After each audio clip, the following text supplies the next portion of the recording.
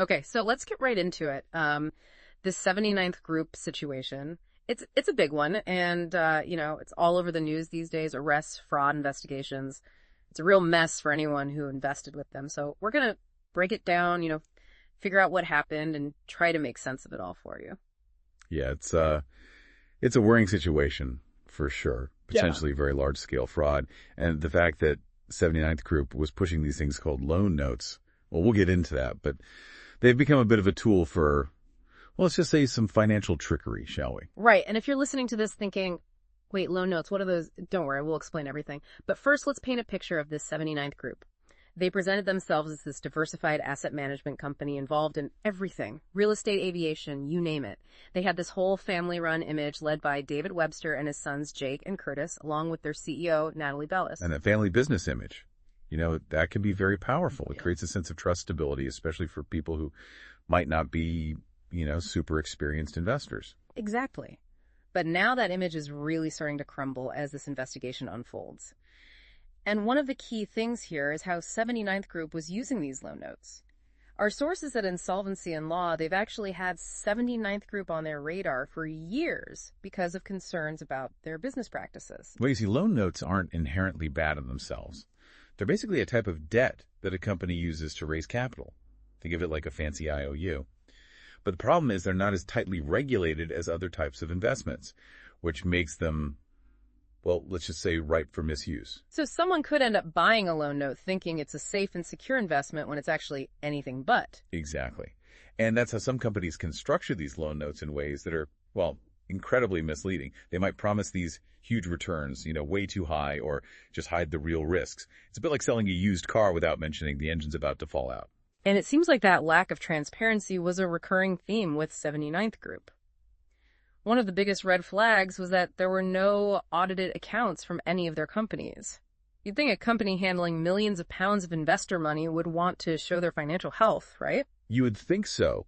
Legitimate businesses usually see audits as a way to build trust. They want to show everything's above board. So when a company consistently avoids audits, it's like, what are they hiding? Right. It's a huge warning sign. To make matters worse, 79th Group had these security trustees in place supposedly to protect investors, but some of them were based overseas, so it's even harder to track where the money went. That's so important. Security trustees are supposed to act as a safeguard, right? Making sure the assets backing these investments are actually secure. But if they're based in some far-flung place with weak regulations, how effective are they really? It's like having a watchdog that's asleep on the job. And get the 79th Group, they were operating this whole network of newly formed companies, most of which hadn't been audited either. It starts to feel like a deliberate attempt to create confusion and make it impossible to follow the money. It definitely raises suspicions. Mm-hmm. And when you look at the latest accounts from 79th Luxury Living Limited, one of their subsidiaries, it gets even more interesting. They reported advancing over £31 million to other companies within the group, and get this, receiving over £36 million in advances from related overseas firms linked to the Webster family. So money was basically sloshing back and forth between all these different entities. It's like a financial shell game. Exactly. And that level of complexity is often intentional. To hide financial irregularities, make it harder for investigators to untangle the truth. And speaking of investigators, things have been heating up. There were those dramatic arrests in Merseyside. 4 individuals taken into custody. Authorities seized weapons, cash, luxury watches. It sounds like a movie. Yeah, the presence of those items, that definitely adds another layer to all of this. It's a reminder that financial fraud can be tied up with other criminal activities. Mm-hmm.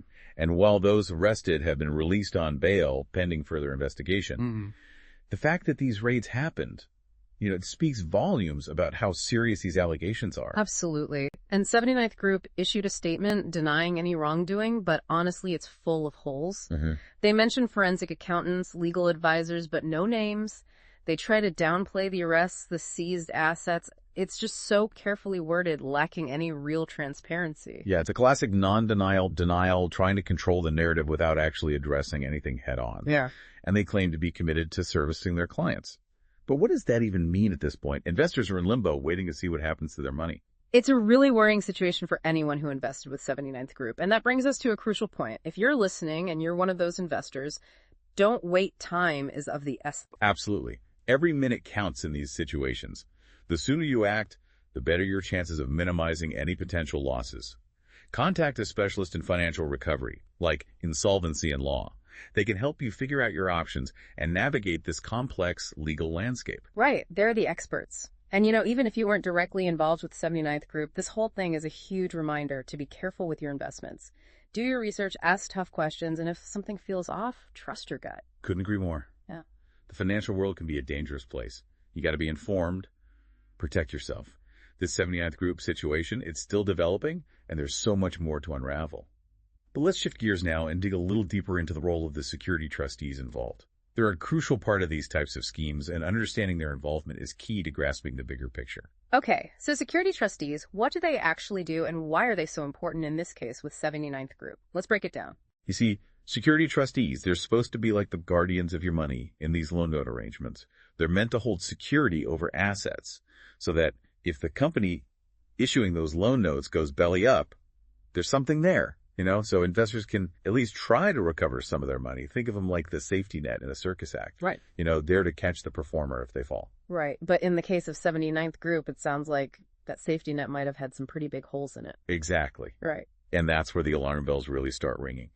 We have to remember the effectiveness of a security trustee really depends on their credibility, their transparency, and the regulatory environment that they operate in. Okay, so let's look at the specific security trustees involved with the 79th Group. We've got Castle Trust and Management Services Limited, which, as we mentioned earlier, is now in liquidation.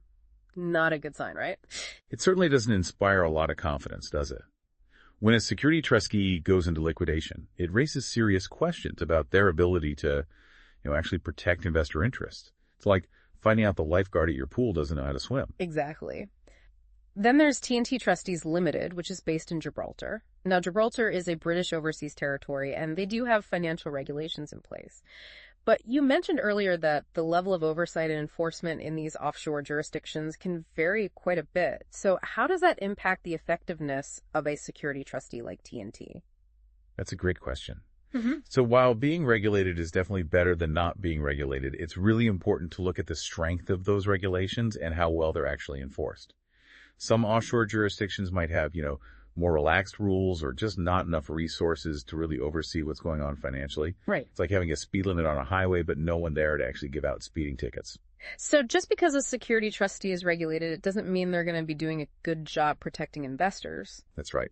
And that's why doing your due diligence is so important before investing in anything, loan notes or any other investment. You have to look beyond just the surface and really understand who that security trustee is, where they're located, and what their track record is like. Okay, so we've got Castle Trust in liquidation TNT based in an offshore jurisdiction.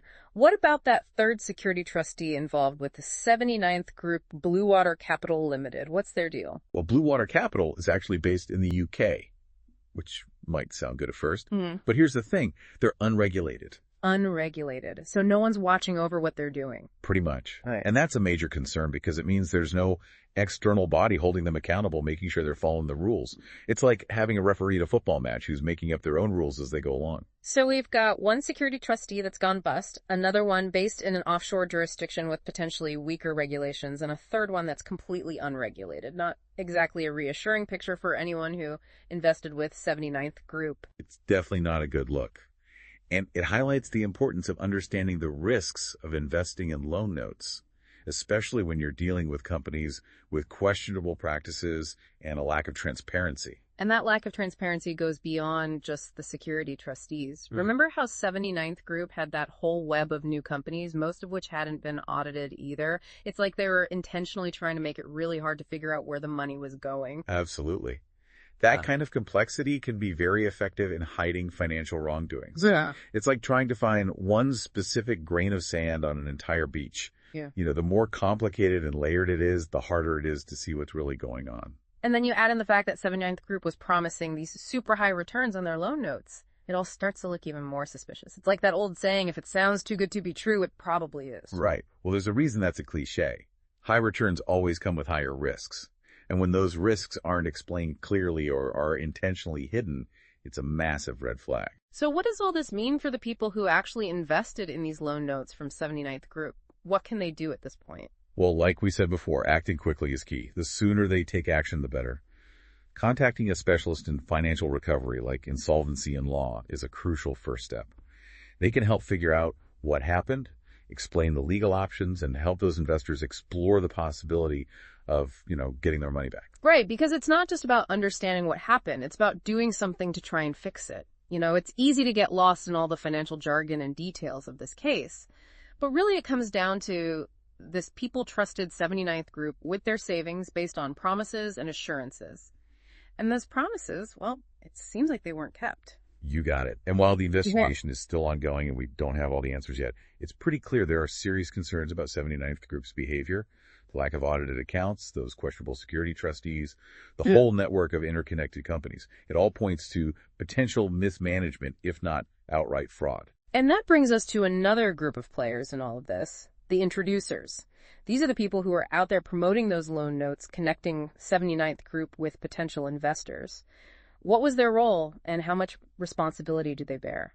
That's a really good question, and it deserves a closer look. The role of introducers in these investment schemes can be tricky, and understanding what they did is key to figuring out the whole story of what went down. Okay, so let's shift our focus now to those introducers and see how they fit into this whole 79th Group puzzle. So we've talked about the loan notes, the lack of transparency, the questionable security trustees. Now let's talk about these introducers. Who are they, and how did they work with 79th Group? Introducers are kind of like matchmakers, but for finance. They connect companies that want to raise money with people who want to invest. Some work on their own. Some are part of bigger firms. They usually have big networks. They go to industry events. And they basically act as salespeople for these investment opportunities. So they're the ones pitching these loan notes to potential investors. But how much did they actually know about what was going on at 79th Group and how risky these investments were? That's the big question, and that's what investigators will be looking into. Were they just passing on information they got from 79th Group, or did they do their own homework to make sure these loan notes were legitimate and safe? Right, because if they knew or should have known about any red flags that changes things, it means they could be held responsible. Absolutely. Introducers have a duty to do what's best for their clients. They can't just go around selling risky investments without understanding the risks. So who were the main introducers involved with 79th Group? Well, one of the big ones was New Capital Inc. They were really pushing those loan notes to their network. We're still waiting to see how involved they were and whether they did enough due diligence before they started pitching these investments. Because due diligence is so important. It's about asking tough questions, looking into the financials, making sure the claims being made are true. It's about protecting investors who are trusting them with their money. Exactly.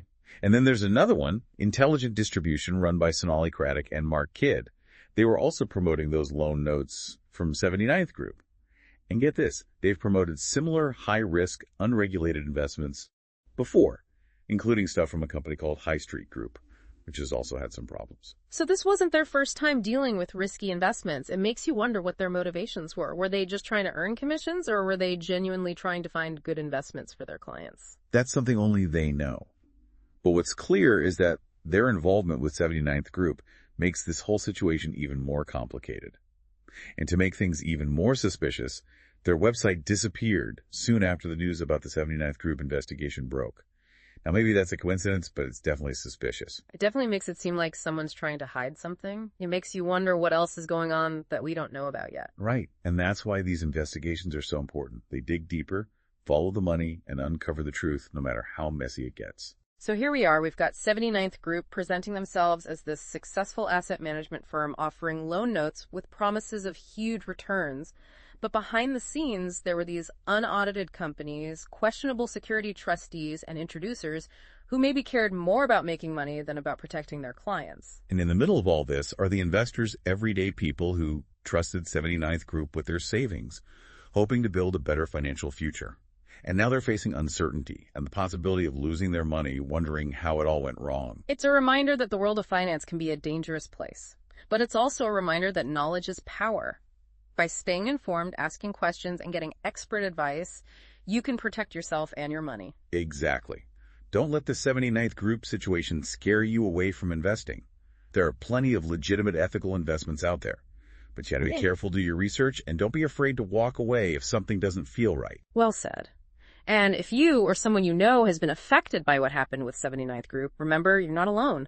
Reach out to the experts like Insolvency Law. They can help you understand your options and maybe even get some of your money back. Absolutely. Yeah. Don't let fear or embarrassment stop you from getting help. The sooner you act, the better. And remember, there are resources available to support you through this. As we wrap up our deep dive into the 79th Group saga, we want to leave you with this thought. The world of finance can be complicated and scary, but don't let that stop you from taking control of your financial future. Stay informed, stay curious, and most importantly, stay vigilant. We'll keep following this story as it develops and bring you updates along the way. Until next time, stay safe and stay empowered.